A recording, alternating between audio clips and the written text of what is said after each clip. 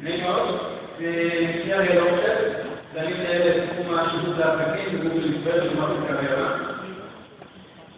קראנו את הטיפים שאתם שלחתם, מי שהשתתף בכנסים טובים, וראינו שיש נושא שחוזר על עצמו, וזה הנושא של איך להיות ממוקדים מול הלקוחות שלנו. כיצד אנחנו יכולים לעזור לכם בזה.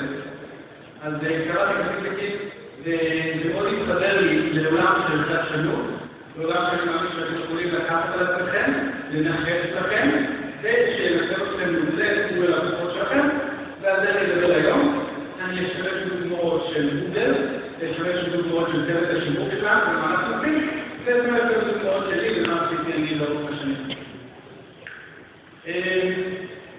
לפני שאני אתחיל, אני אראה לכם סרטון קצר שנתקלתי בו בביקורים שלי בדרום אפריקה, שלדעתי הוא מאוד מאוד מעניין.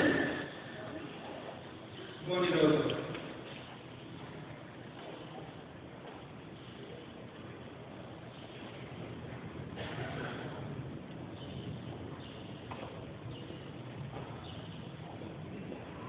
My name is Dale Youngster.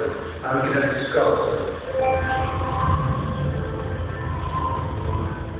My sculptures are made of very light materials and are covered by the wind. A governing engineer who wants to match the progress of mobility. An artist is an artist who wants to sculpt the earth that surrounds us and give it shape.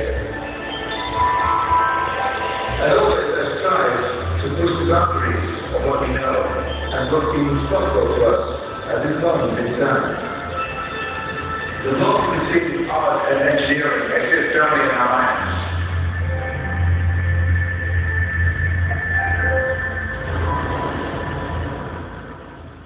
אוקיי, זה מאוד מוזר. מה הקשר בין הדבר המדליק הזה, לדעתי מאוד מרשים, ומיוחד את זה בפעולה, לבין לבית? מה הקשר בין שני הדברים? למה חברה שמייצרת מכונות משלמת ביותר לאומן,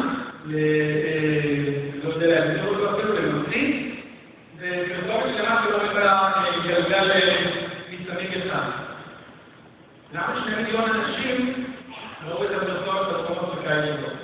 ואני חושב שהתשובה היא כי זה מלהיב, כי זה מעניין, כי זה חדשני.